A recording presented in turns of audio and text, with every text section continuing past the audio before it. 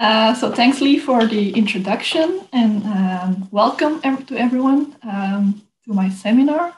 So today I will present a paper that I wrote together with Eva Marks, which was actually one of my PhD supervisors. So the paper is called Poverty in the EU, Using Augmented Measures of Financial Resources, the Role of Assets and Debt.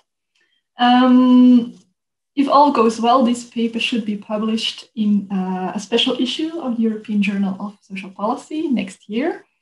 We just received reviewer comments, actually, so we're currently revising the paper. So all additional comments and suggestions by you are, of course, very welcome. So we can also include those in the revised version of the paper.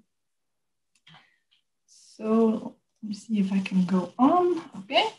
So the outline of my presentation today is pretty straightforward. So first I'll briefly introduce the motivation and the background of this paper, basically reflecting on why we deem it interesting to include wealth and poverty measurements. If you then agree with me that it is indeed relevant to include it, then of course the second question pops up: how do we do this? There are currently two approaches proposed in the literature, so I'll briefly explain those approaches. Then I'll say something about the data and the method that we use in the paper specifically, and then I'll go over to the main part of the results, showing mainly the poverty rates themselves, so the patterns of joint income wealth poverty in the European countries that we study, and then also briefly say something about whether we can, to some extent, explain the poverty rates that we found within as well as between the countries. And finally, of course, I will briefly conclude. Okay, so as most of you probably already know, in developed countries, poverty and also inequality redistribution are usually defined in terms of disposable income. Over time, these have also been complemented by material deprivation indicators. So at the moment, we have a quite large literature on income indicators as well as material deprivation indicators, also from a comparative perspective, and including also papers that seek to explain these cross-country differences in poverty rates. But actually, both income-based poverty measures as well as material deprivation indicators hardly take into account the effect of wealth ownership. And of course, we know that wealth ownership contributes in important ways to financial well-being. And this, of course, in several ways. I probably don't need to go into too much detail in front of this audience. People at CHASM, of course, already know how important wealth is to the financial well-being of households. Well, I'll just briefly go through this slide, which I usually use in my presentations. So I usually use this pyramid to demonstrate all the functions that wealth can have. So at the bottom, we have the functions that already apply on a small amount of wealth. And if we move up the pyramid, of course, we need more and more wealth to actually, that this function actually apply. And they also have different colors, which reflect different perspectives on wealth ownership. So the bottom three basically focus on the consumption functions of wealth. So, of course, we know that owning wealth provides insurance against income and consumption shocks, and also ensures decent living standards after retirement. So having some assets, some wealth to rely on, make sure that the consumption remains more or less stable, both in the short term as well as across the life cycle. And of course, wealth also not only stabilizes consumption levels, but also increases it through the fact that some assets generate an income. Then the middle part is a broader perspective, focuses more on how wealth contributes to a broader sense of economic and social well-being. social development as well. So it focuses on the fact that owning wealth provides or increases well-being above and beyond the consumption possibilities that it creates. So it also increases the utility of the people owning these assets, because owning these assets, of course, widens up your choices. So you have more wider range of choices to make in life, because you have something to fall back on. You can take some risks. So it also increases your independence, your autonomy, and it is related to more future-oriented behavior among those owning the wealth. And then finally, at the top of the pyramid, we have the functions of wealth there focus on the fact that owning wealth contributes to achieving or maintaining a certain social status in society. It also comes often with economic and political power. And of course, all these functions of wealth can also be transmitted across generations through inheritances and intervival gifts. So as I mentioned on the previous slide, the income-based poverty measures and the material deprivation indicators, well, they don't really reflect all these functions of wealth. So the income-based measures, they only take into account the income generation function of wealth. And of course, this only applies to certain types of wealth. So not all wealth components actually generate an income stream. And in the material deprivation indicators, wealth is basically in practice only taken into account insofar that it actually contributes to the purchase or the potential purchase of the factors or the goods that are included in these material deprivation indicators. But perhaps most importantly is the fact that both the income-based measures as well as the material deprivation measures don't take into account the potential negative impact of debt. So there's always this focus on the positive effects of owning assets, while the literature often neglects the negative impact of debt.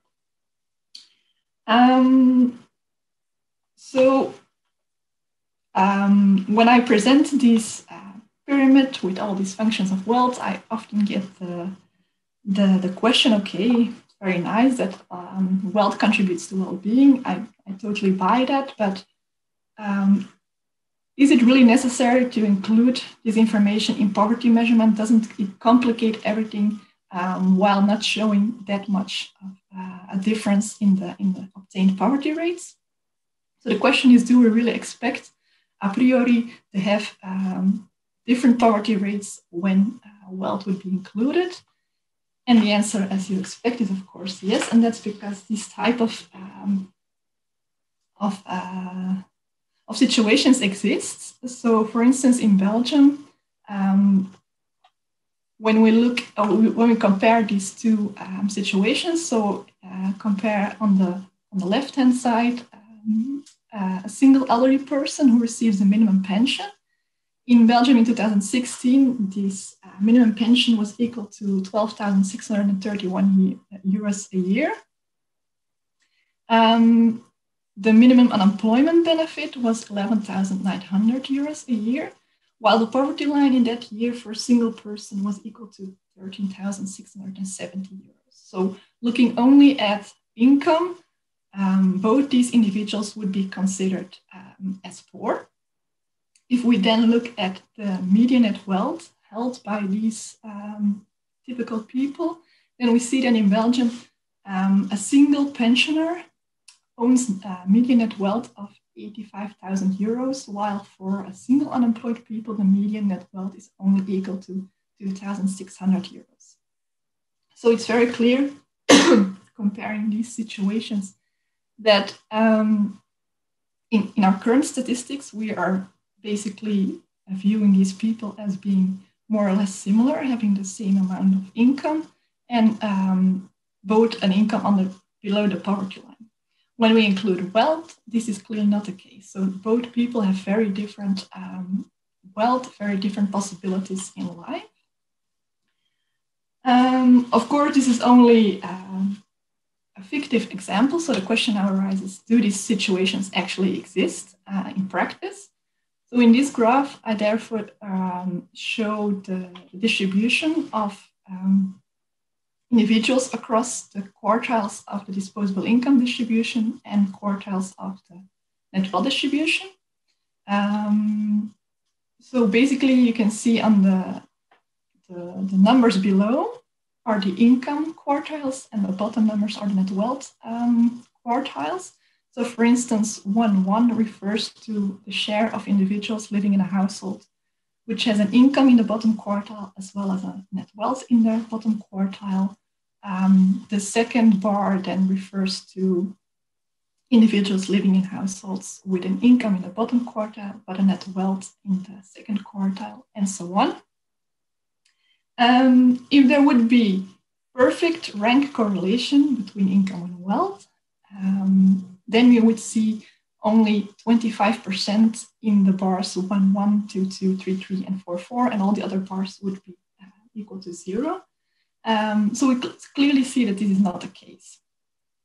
So for instance, for Belgium, in this graph, we see that only 39% of individuals actually live in a household that belongs to the same quartile in the disposable income as well as in the net wealth distribution. At the extremes, for instance, we find that 2.6% of individuals live in a household that has an income in the bottom quartile, but net wealth in the top quartile, while at the other end of the spectrum, this is a little bit more than 2% of people live in a household with income in the top quartile, but net wealth in the bottom quartile. So these were all figures for Belgium, but actually we find more or less similar patterns also in other countries. So it is clear that there is quite some mismatch between the income that people receive and the net wealth that they own. So we would expect when we include wealth in poverty measurement that there would be some differences than when we only include income. Then the second question that arises, of course, how can we now include this information on wealth in poverty measurement? As I mentioned before, the literature has currently proposed two approaches to do this. So I'll briefly explain those. So the first approach is a unidimensional approach. So it aims to integrate income and wealth into a single dimension. And it does so by taking the stock of wealth and transforming it into an annual annuity and then adding it to disposable income. So the annuity formula that is typically used to calculate these annuities is presented on a slide. So in this formula, we see the Y, which stands for the income, so the disposable income from labor, pensions, and social transfers.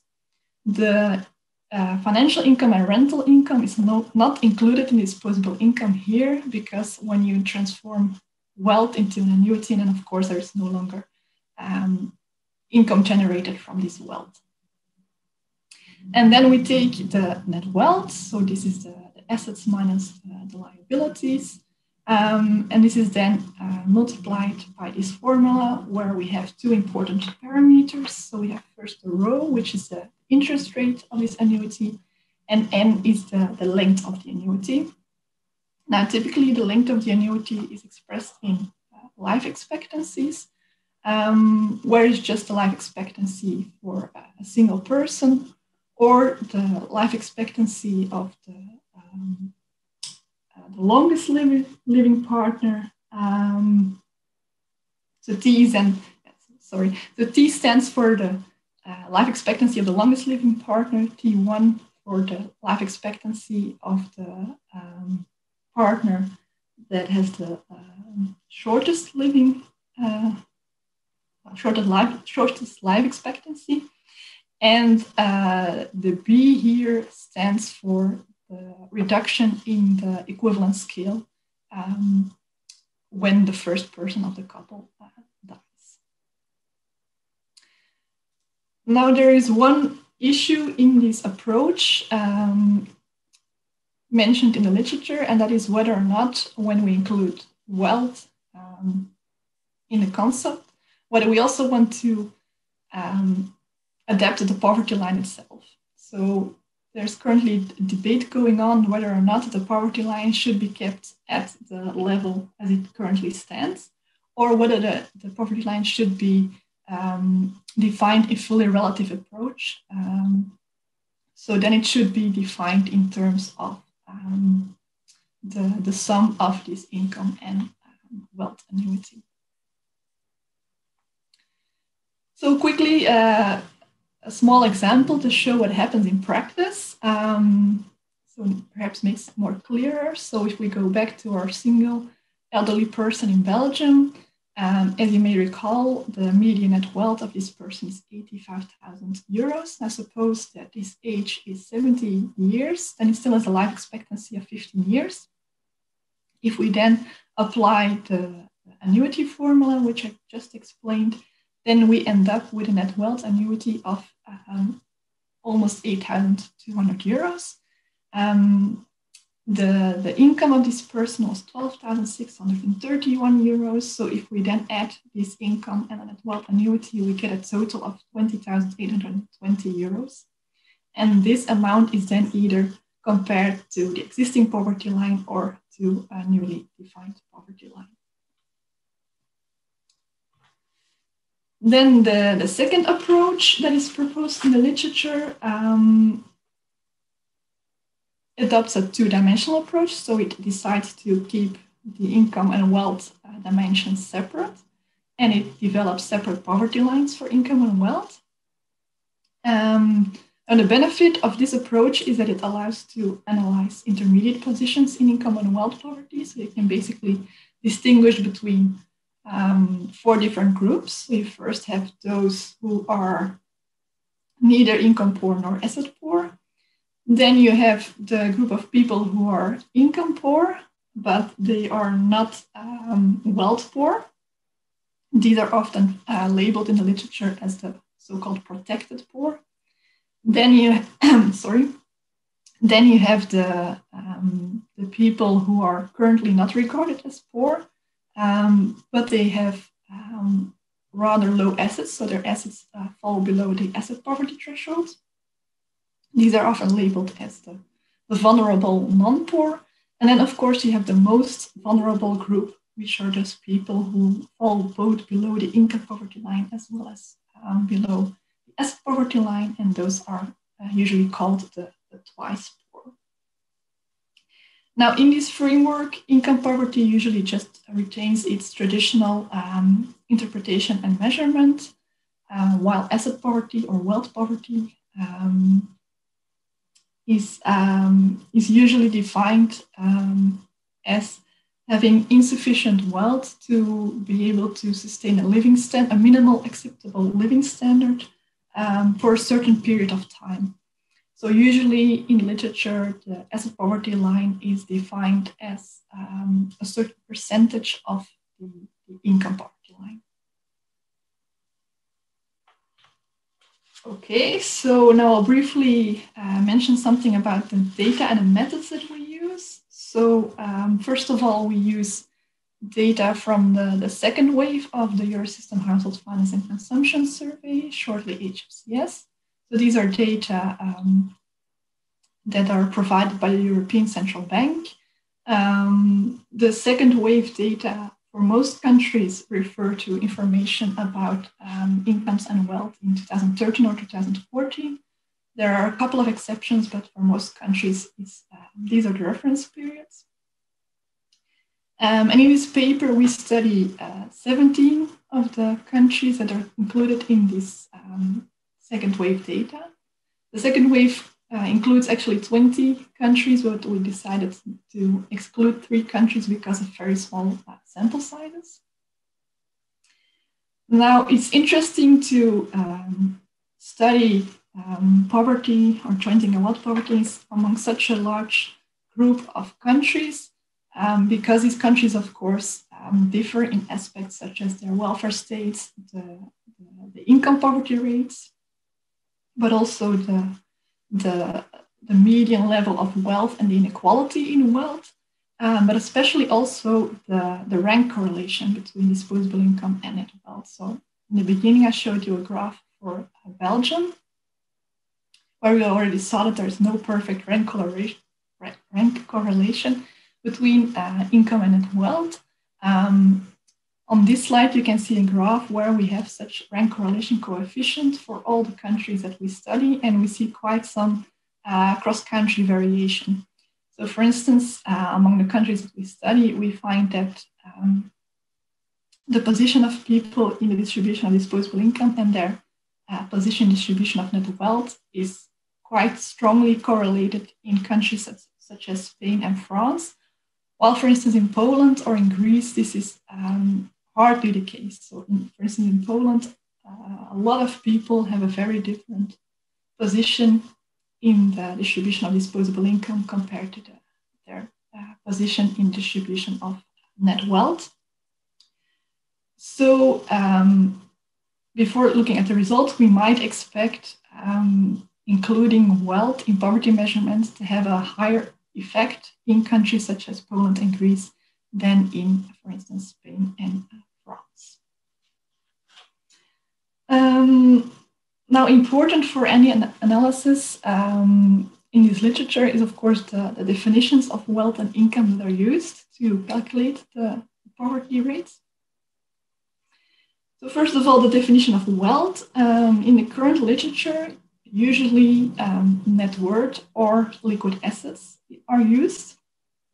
So net worth refers to the inclusion of all possible assets and liabilities, which more or less reflects the economic security of households in the long run, while the concept of liquid assets more often refers to the assets, the wealth that is readily available in the short term in times of need. Now, for this paper, we decided to use a definition which lies somewhat in between these two concepts. So we decided to, because the paper will be published in a social policy journal, we really wanted to make the link with social policy explicit. And we've done some previous research on asset testing. So with a couple of colleagues, we wrote a paper on how in Europe eligibility conditions depend on the assets that the claimants own. So we try to use a wealth concept that more or less matches the wealth concept that is used in most countries for this asset testing. And in most countries, the net value of owner-occupied housing and private pensions are usually excluded. So people are allowed to own these types of assets when claiming social benefits. So that is why we decided to use that definition to study poverty. The income definition, there we just use all the income components that are declared in the HFCS data. So these include employment income as well as self-employment income, financial income, rental income, both public and private pensions, as well as public and private transfers. And there's also a variable with other types of income that people can declare that don't fit the other components. As I mentioned before, financial and rental income are not included in the income concept in the annuity approach, because when you transform wealth into an annuity, then it no longer generates an income. Now, quite importantly, is that one of the disadvantages of the HFCS data is that the income components are only covered gross of taxes and social insurance contributions. So what we did is we took those gross incomes and ran some simulations using Euromod to come up with the disposable incomes. Now we decided to use or to apply the 2017 policies to calculate taxes and social insurance contributions. So we had to operate the monetary variables from the reference period, which was 2013, 2014, that I just mentioned, to the price levels of 2017. I am not sure to which extent this audience is familiar with the simulation model Euromod, so I can definitely go into more detail later on in the Q&A if it's necessary, but I guess I can go on at this point. So then finally, some remarks on how we now define the different poverty measures. So first of all, we started from the classic income poverty. So we just applied the official Eurostat at risk of poverty definition to the HFCS data. So it's basically 60% of the national median equivalent household disposable income that is used as the poverty line. Of course, we apply it to HFCS data, and we do find some differences in income poverty rates compared to the official Eurostat statistics, which are, of course, based on EU-SILC data. The differences are explained in the paper, so if you're interested in that, I can also explain that a bit more. But because we mainly focus on the differences between the different approaches in this paper, we did not spend too much time looking into the differences between the results for HFCS and EU-SILC. Then for the annuity approach, as I mentioned before, two most important parameters are the interest rate as well as the length of the annuity. So we decided to use a 2% interest rate because it's most often used in the literature. But actually, in previous research, we showed that the actual interest rate doesn't matter that much for the poverty rates that are found. Then the length of the annuity is expressed in terms of life expectancies, and we use life expectancies by country, age, and gender, which we also took from Eurostat. And then, as I mentioned before, we have the discussion in literature whether or not to keep the poverty line at the same level as for the traditional income poverty. So that would be the 60% of disposable income, of median disposable income.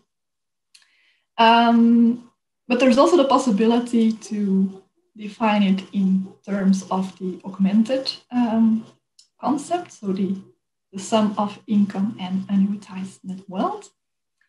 And we actually decided to show the results for both because it has such an important impact on the obtained results.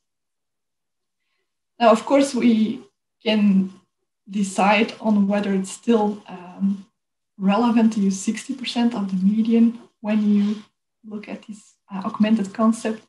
We can just as well take 50% or 40%. There's not really any discussion on that going on at the moment. So we just decided to keep the same logic as for the traditional income poverty and just use as poverty line 60% of the median of the disposable income and annuitized net wealth. And then finally, for the two-dimensional approach, income poverty is just defined as before, so the official Eurostat at risk of poverty. And the wealth poverty line is set at 1/4 of this income poverty line. So this basically reflects that people are considered to be wealth poor if they don't own sufficient net wealth to be able to sustain a living standard at the official income poverty line for 3 months without any income. Again, we can use 6 months, 9 months, etc. But usually most of the studies use this 3-month period. So we decided to keep it the same as in previous studies. Okay, so after all this boring stuff, we can now finally go over to the actual results of the analysis.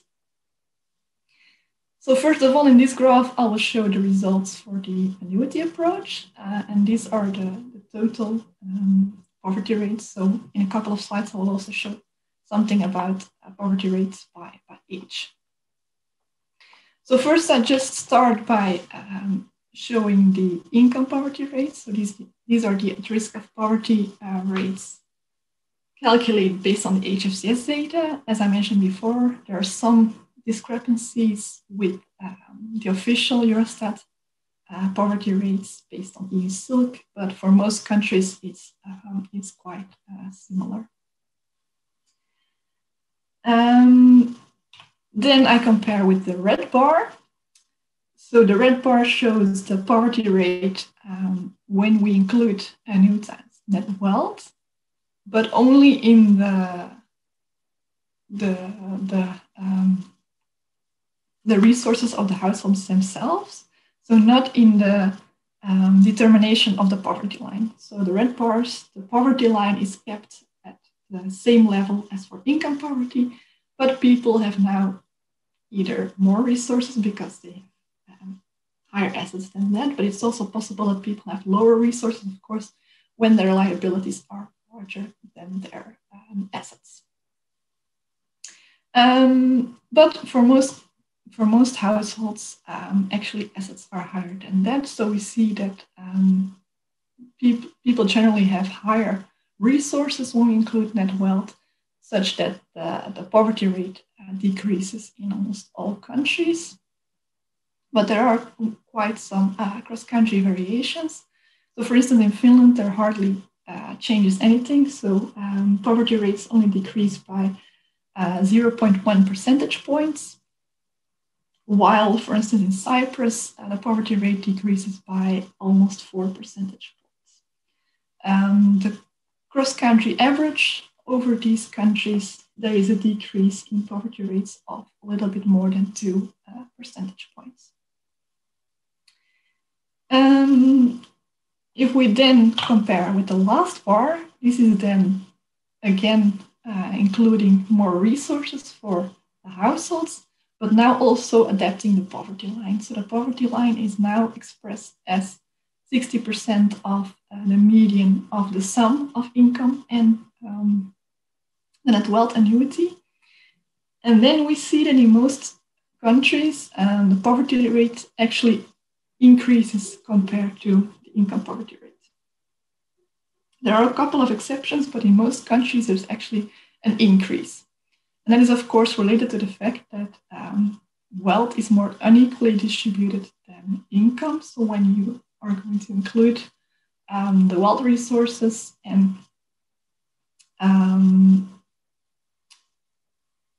define the poverty line also in those terms, we see that poverty lines increase and that also more people are then considered to be poor. Then the second graph shows the results for the two-dimensional approach, again for the total population. I again just start by showing the bars for income poverty. So these are just the same as before, but it's always nice to be able to compare them to the other bars. So then the red bar shows the share of individuals who are only income poor. The gray bar, those who are only net wealth poor, and then the light blue bar, those who are twice poor. So if we would add up the red bar and the light blue bar, we would get the number of the dark blue bar. I hope that's clear. So on average, we actually see across those countries that a little bit more than half of the income poor actually own sufficient net wealth to be able to bridge a 3-month period without any income. So basically about half of those who are considered to be income poor are not net wealth poor. Again, of course, there are important cross-country differences. For instance, in Spain, only about 27% of the income poor are also wealth poor, while it is more than 60% in, for instance, Finland and Slovak Republic.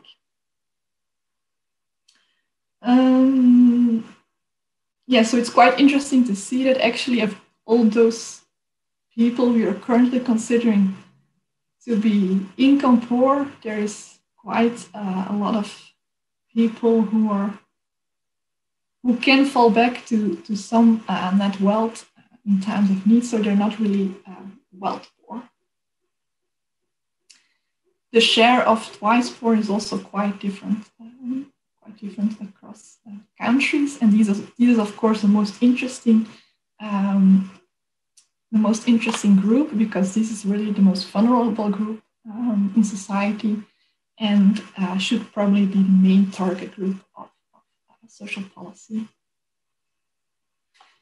So these two graphs show the results for the total population. We also have in the paper separate poverty rates for children, those at active age, and the elderly, where children are defined as those below 18 years, and elderly are those 65 and older, and then active age, all the people between that.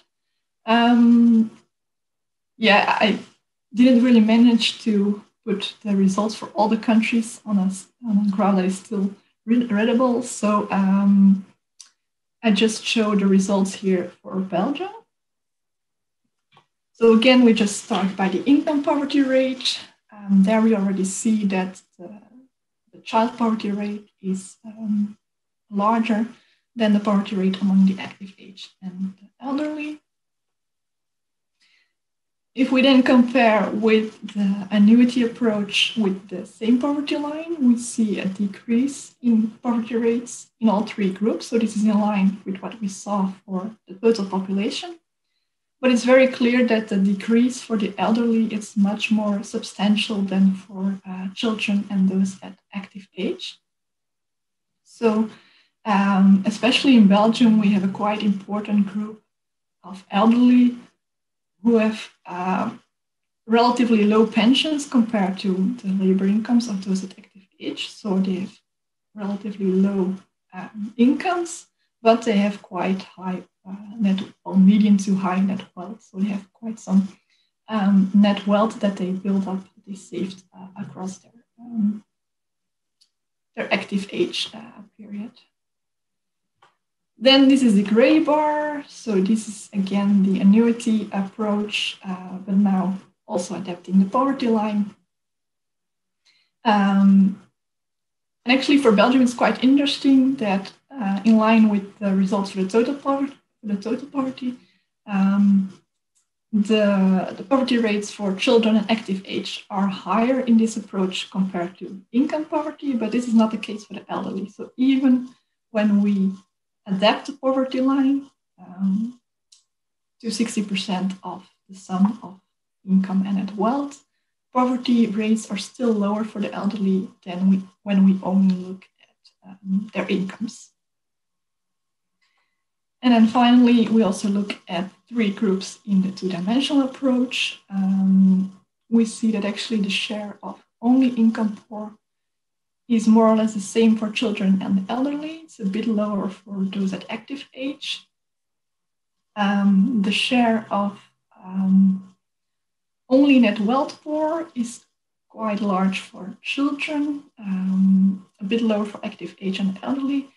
But especially again, in line with the annuity approach, we see that the share of twice poor is substantially lower for the elderly population compared to the child poverty rate and the poverty rate for those at active age. So basically, in all the different approaches, we see that including net wealth has a more important effect on the poverty rates for the elderly than for those younger counterparts. So these were the main results in terms of poverty rates. Now we also try to explain a bit within and between country differences in these poverty rates. Well, first of all, we looked at the socio-demographic profile of those who are regarded as poor in different approaches. So this is trying to say something about the within country explanations. So this table now shows the results of logistic regressions of different socio-demographic characteristics on the share of annuitized poor using the adjusted poverty line in this case, the share of twice poor, and comparing it also with the share of income poor. So the socio-demographic characteristics that are included are age, gender, educational attainment, labor market status, household type, as well as tenure status. The analysis also includes, so it's a pooled sample of all the people considered to be poor in all the countries, but then of course we include country dummies in the analysis, but I didn't show it on this slide because it's not that particularly interesting. What is interesting is that in this table, we see that those households who are mainly regarded as poor, when wealth is included, are households who are tenants or free users of the residence they are living in. Younger people are more often poor. Also females are more often poor, as well as the low educated, the unemployed or inactive, and also those who are single.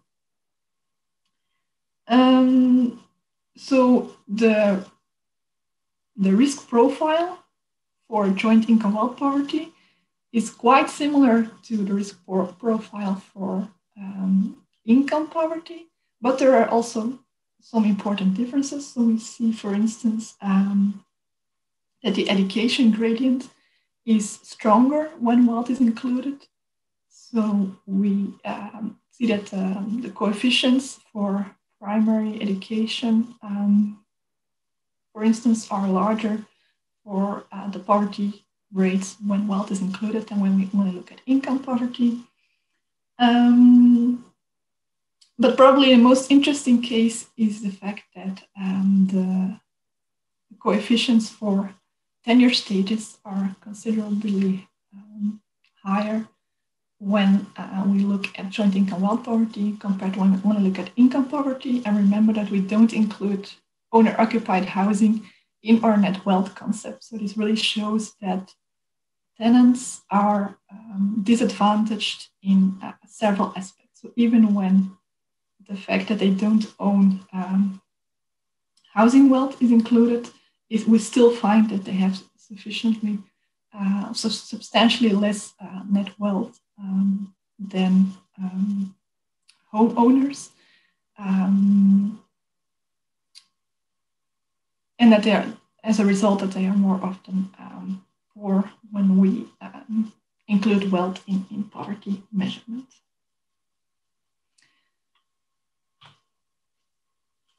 Then, as we saw before, there is quite some cross-country variation in actual poverty rates.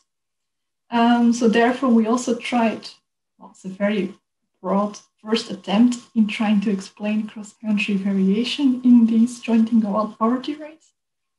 So we looked into to which extent do differences in the socio-demographic structure of the different countries explain differences in the obtained poverty rates. So as I just mentioned, for instance, we find that tenants, those on low education, unemployed people are more often wealth poor or joint income wealth poor. So in countries where there are, for instance, more tenants, we might expect there to be more poverty than in countries where there are less tenants. So this is basically what we try to find out in this analysis. So in practice, what we did is we applied blind Oaxaca decompositions for binary variables. So we decompose the total difference in poverty rates between two countries, where we also always used Austria as a base country and then compared each country to Austria. So the difference in the poverty rate between Austria and each other country is decomposed into a part that is explained by differences in the socio-demographic structure and an unexplained residual part that cannot be explained by these differences in socio-demographic structure. So these can be all types of factors at the household level. So these can be institutional factors, cultural factors, etc. So yeah, we have a larger table in the paper, but I just show here the differences, the explained differences by the socio-demographic characteristics in relative terms. We have them also in absolute terms in the paper, but I think that in relative terms, it's easier to interpret. So basically, for instance, if we would look at the result here is easily shown for Germany. So Germany says 21%. So this means that the difference in poverty rate for annuitized poverty using the adjusted poverty line, 21% of this difference between Austria and Germany can be explained by differences in the socio-demographic characteristics of the German versus the Austrian population. Overall, we find that for both approaches, so for both the annuitized poverty as well as the share of twice poor, for most countries, less than a third of the difference in poverty rates can be explained by differences in socio-demographic structures. And actually, in a lot of cases, the explained part is actually negative, so it goes in the opposite direction. So this means that based on socio-demographics alone, we would expect smaller differences in poverty rates between Austria and a country for which the explained part is negative.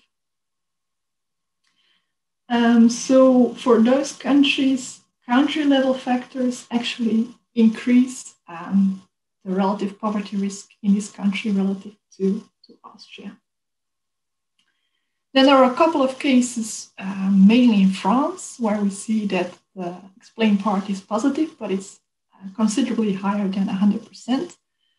So in France, this means that based on socio-demographics alone, the poverty gap between Austria and France would be even considerably larger than it currently is. So this really shows that the factors at the country level, so institutional cultural factors in France, really mitigate the effect of differences in socio-demographic structure to explain the difference in poverty rates between Austria and France.